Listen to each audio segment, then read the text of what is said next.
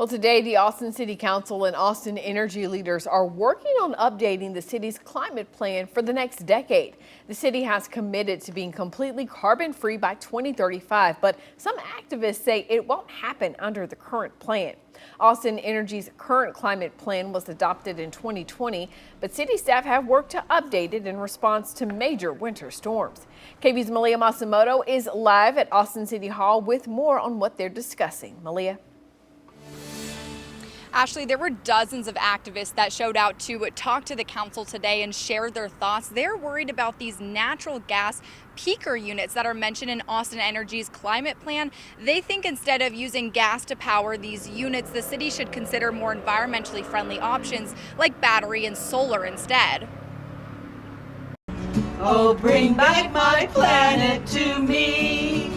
A cry for an environmentally protected future in Austin. We owe kids here and around the world the imagination to step outside of our old patterns and actively work to achieve a fossil fuel-free Austin.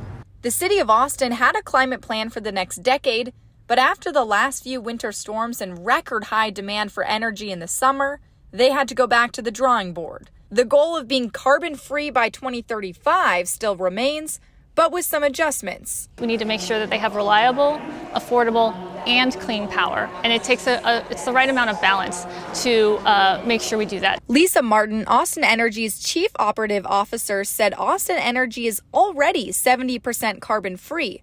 But to meet all the needs, they will now have to use what are called natural gas-powered peaker units. It's essentially a jet engine that instead of being on the side of an airplane, it's connected to a generator to produce electricity. They would be turned off the majority of the time and only used during those critical situations. They're excellent to fill the gaps and to complement other renewable energy when you have longer duration needs that aren't resolved by, say, battery storage, for example, that's shorter duration, or if the sun's not shining or the wind's not blowing. But still, they've been striking up controversy. Every single electric utility is going to be facing the same question of what to do about peak demand.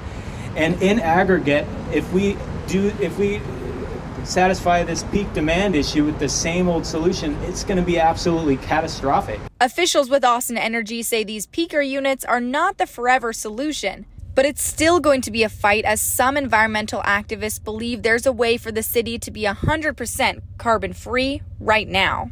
It's time, past time for transition to green energy.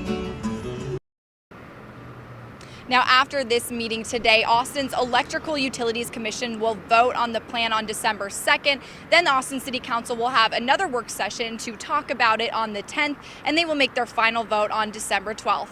Live from City Hall, Malia Masamoto, KVUE News. Malia, thank you. This discussion about clean energy comes as the city's been trying to cut ties with a coal power plant out in Fayette County, southeast of Austin. Right now, Austin co-owns that coal plant with the Lower Colorado River Authority. The city approved a plan to cut ties with that plant in 2020, but it still hasn't happened. In a newsletter sent out in February, Austin Mayor Kirk Watson wrote that he wants Austin to shut down its portion of that plant by no later than January of 2029.